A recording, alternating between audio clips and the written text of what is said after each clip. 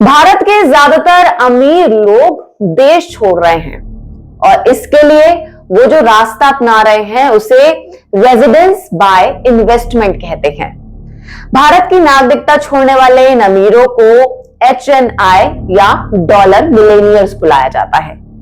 तो ऐसे में अब सवाल उठता है कि आखिर रेजिडेंस बाय इन्वेस्टमेंट क्या होता है, हाई नेटवर्थ इंडिविजुअल बनने के लिए कितनी संपत्ति की आखिर दरकार होती है, और ये लोग भारत की नागरिकता छोड़ रहे हैं तो आखिर किन कारणों से छोड़ रहे हैं। विदेश मंत्रालय के मुताबिक 2022 में 2,25,000 भारतीयों ने भारत की नागरिकता छोड़ दी।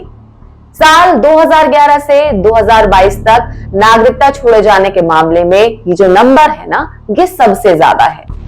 तमाम मीडिया रिपोर्ट्स के मुताबिक जिन कारणों से ये लोग भारत छोड़ रहे हैं उसमें बेहतर अवसर से लेकर हेल्थ केयर, जिंदगी जीने की बेहतर गुणवत्ता और बेहतर शिक्षा के अवसर शामिल हैं।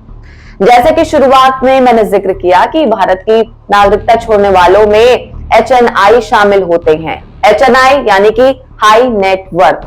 तो हाई नेटवर्थ वाले आखिर लोग हैं वो कौन होते हैं, बताती हूं आपको। हाई नेटवर्थ वाले वो लोग होते हैं जिनकी कुल संपत्ति $1 मिलियन से ज्यादा की हो। रुपए में 1 मिलियन की रकम की अगर बात करूं तो रुपए में होंगे 8 करोड़ 20 लाख रुपए।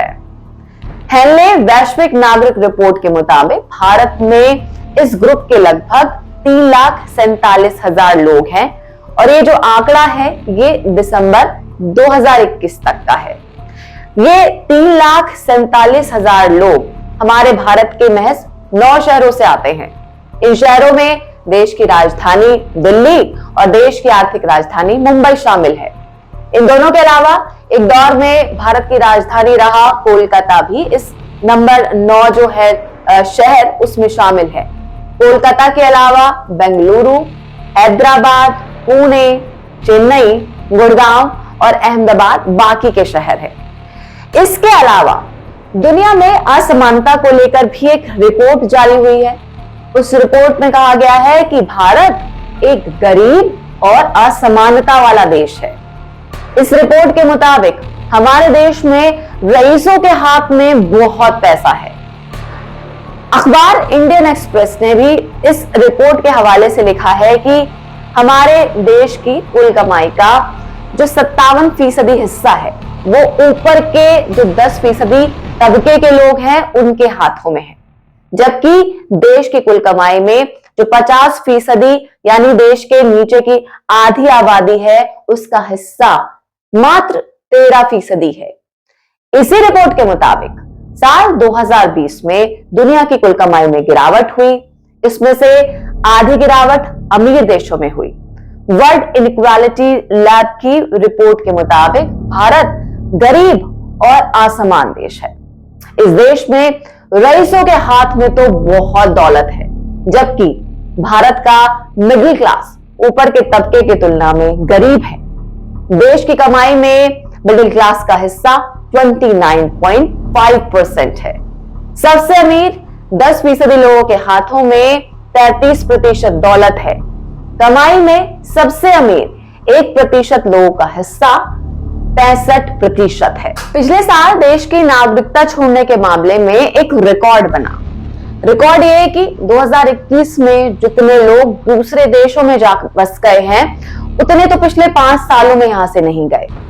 इसमें सुपर रिच यानी कि जो बेहद अमीर लोग हैं वो भी शामिल हैं।